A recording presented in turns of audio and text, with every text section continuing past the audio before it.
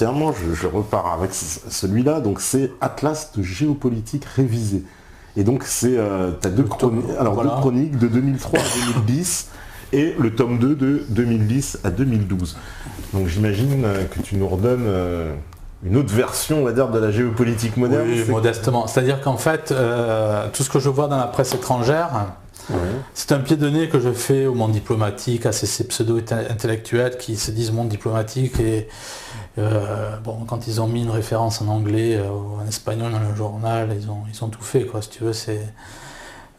Moi je vais chercher les informations dans 5 ou 6 langues différentes, tout est sourcé et quand je trouve quelque chose d'intéressant, par exemple un truc qui était complètement fou, c'était dans un journal néerlandais que j'ai mentionné dans le second tome, qui disait, un gros journal, dont j'ai oublié le nom maintenant, qui, quand il y avait la campagne de Libye, disait que il y avait une collaboration de l'OTAN avec Al-Qaïda. Oui. Et ça, c'est un islamologue tout à fait, je dirais, autorisé qui parlait dans ce journal, donc je l'ai référencé. Maintenant, on sait qu'il y a quelque chose de pas clair qui s'est passé en Libye. Ah oui, oui. Mais à l'époque, donc voilà, c'était assez intéressant de pouvoir écrire, de traduire. Je sais plus, c'est Nieuwsblad ou je sais plus quel journal. En tout cas, c'est un journal néerlandais c'est pas un tabloïd ou un grand journal sérieux. Qui par la voix d'un islamologue disait voilà, les forces de l'OTAN interviennent aux côtés d'Al-Qaïda pour renverser Kadhafi. Voilà. Ouais, bah. Donc c'est le genre d'infos que je publie tout simplement. Ouais. Ok, alors là, je vais prendre celui-là d'abord. Illuminati de l'industrie rock à Walt Disney, les arcanes du satanisme. Alors là, c'est quoi? C'est une plongée dans l'univers du spectacle et on va dire c'est ça, du divertissement. Tout à fait. Alors là j'ai repris les propos de gens qui ont fait la musique, comme Bowie, comme John Todd, qui a été un très grand impresario, qui a été assassiné. Il y a aussi le père Regimbald, qui a été assassiné aussi. Oui, tout à fait. Et il y a une association Regimbald à l'heure actuelle au Canada qui a refusé mon livre. Donc on peut penser que c'est une association qui sert de dégueuloir, dans le sens où il vaut mieux créer une fausse association au régime BAL pour couper l'herbe sous les pieds d'une vraie... Alors je reprends aussi les citations de Ben Ezekiel, qui était le 3e membre de l'église de Satan, qui s'est converti, puis DMX... DMX, donc rappeur... très connu dans le rap, qui a été emprisonné suite à sa reconversion. Oui. C'est-à-dire que quand il chantait des chansons contre le Christ, contre la religion ou pour Satan, ça allait très bien. Et du jour au lendemain, il s'est mis à lire la Bible. Déjà, tu vois, c'est suspect, il y a des choses qu'il ne faut pas faire. Et il s'est mis à tourner donc ses paroles. Donc du jour au lendemain, il a pissé sur Satan, il disait que les Rockefeller étaient derrière, ce qu'explique aussi Ben Ezekiel, John Todd. Il disait qu'on ne pouvait pas faire de musique sans l'appui des Rockefeller. Il parle aussi de vendre son âme au diable. Ils ne sont pas les seuls à parler de ça. Il y en a beaucoup qui parlent de ça dans la musique. C'est pas la première fois qu'on entend ça. Et donc lui a parlé de ça. Donc il a été emprisonné, tout ça après on le voit sur internet, et il a été après interné dans un centre psychiatrique rattaché au pénitencier de l'Arizona. D'accord.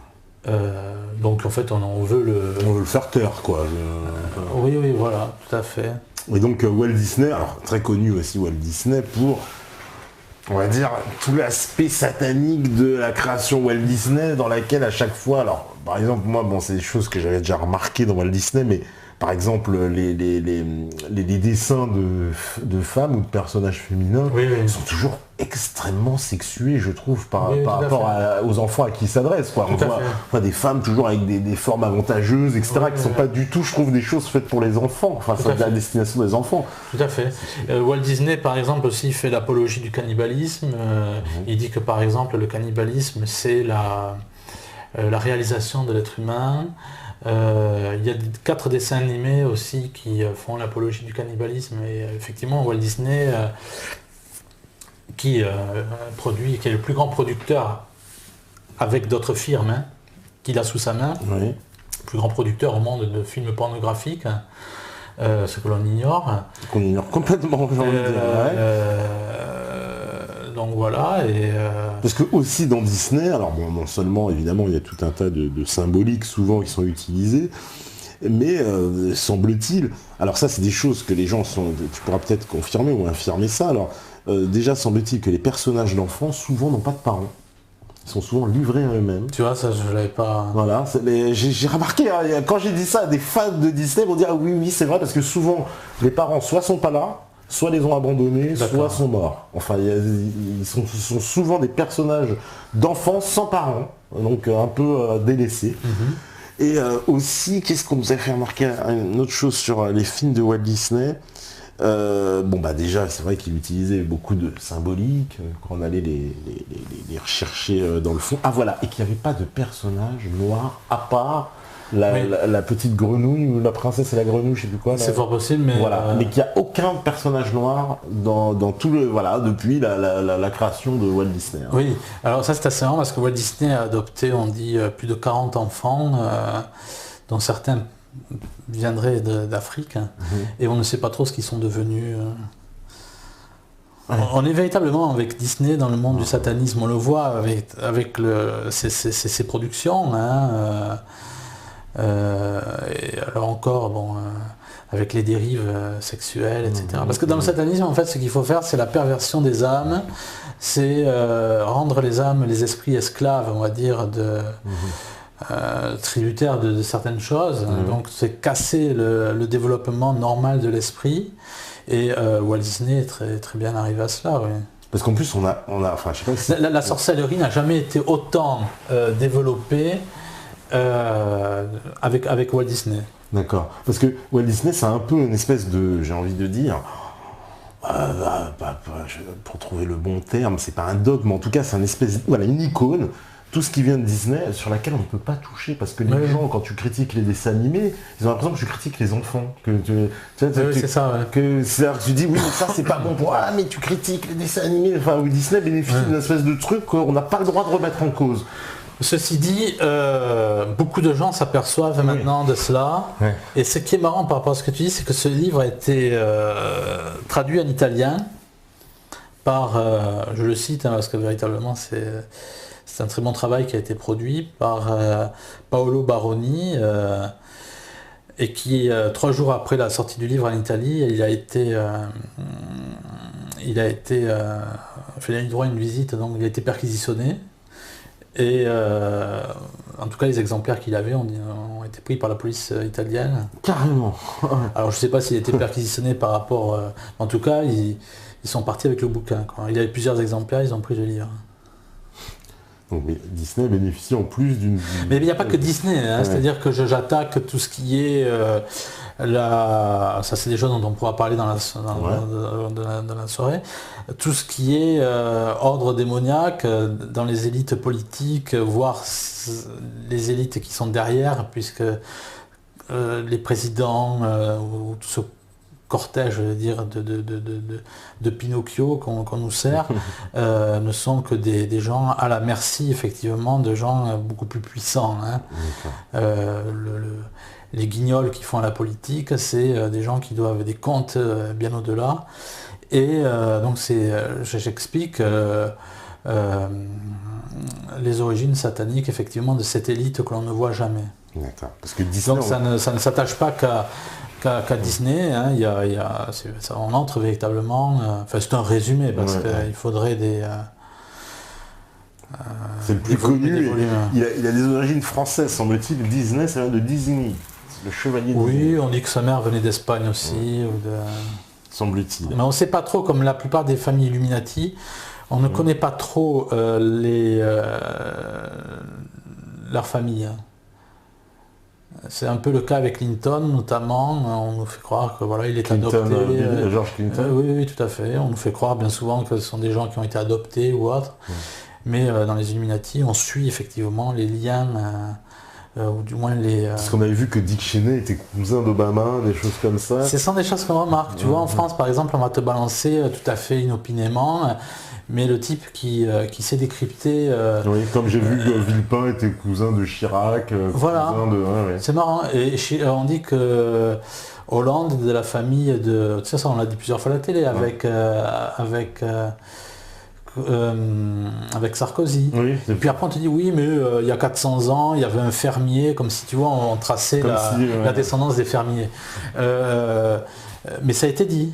Et c'est notamment un gars du MI6 qui est le docteur John Coleman, spécialisé dans là aussi les structures sataniques de ce monde, donc ancien du MI6, c'est pas n'importe qui a retracé la structure, on va dire, réelle du pouvoir, avec le comité des 30 et les 300 personnes après qui viennent.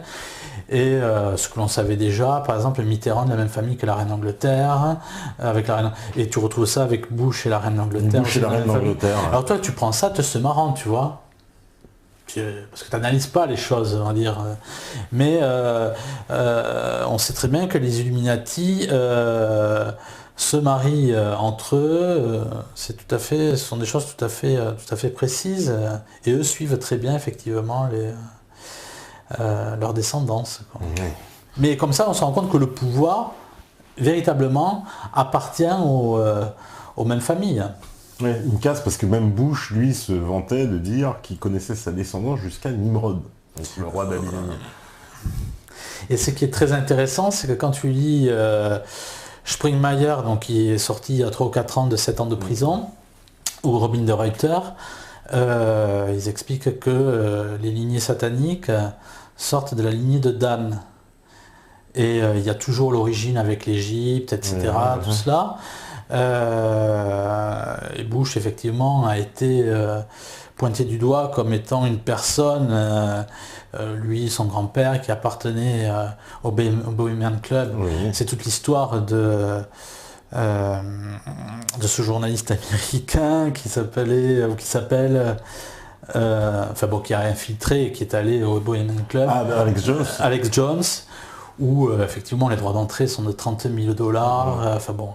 Et tu retrouves des hommes politiques européens comme Helmut Schmidt, le chancelier allemand. Il y a même des photos là-dessus. Et on fait soi-disant des mises en scène de sacrifices humains. C'est assez, au bord d'une chouette, une statue de chouette qui représente la chouette Moloch, c'est ça le dieu chouette. Et donc Bush, quand Alex Jones dit cela, après il s'est présenté devant la Maison Blanche disant Bush est un sataniste, mais c'est ce que dit aussi ce fameux, il était officier de l'armée américaine et puis il est devenu pasteur, Fritz Springmeier dit que les Bush et puis d'autres sont des satanistes.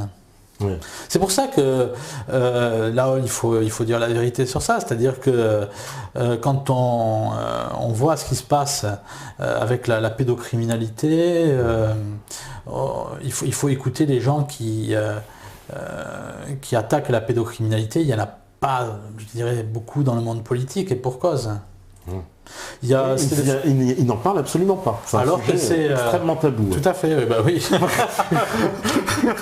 Mais quand tu as le fils de Allègre, le fils et la fille, le père a été assassiné à Toulouse. Les enfants Roche, c'est non. Oui, c'est tout ça, c'est lié. D'accord.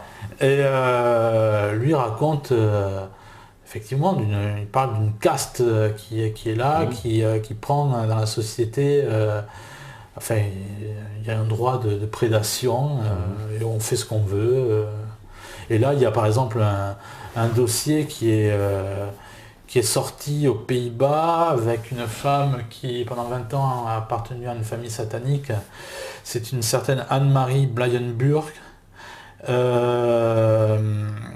Donc ça a été pris sa plainte a été prise au tribunal de droit commun international à Bruxelles, où elle raconte les gens qu'elle avait vus lorsqu'on sacrifiait des enfants. Donc elle parle de la reine des Pays-Bas, de son fils, elle parle aussi du leader d'extrême droite pro-israélien et anti-musulman Geert Wilders, le grand ami de Marine Le Pen. Le grand ami de Marine Le Pen, donc elle raconte, voilà, je l'ai vu, il y avait un homme aussi d'un certain âge, je pense que c'est Soros, et cette personne n'est pas la seule. Donc elle a parti pendant 20 ans une secte satanique, Octopus, je sais pas quoi. Nous avons aussi, aux Pays-Bas, là c'est top.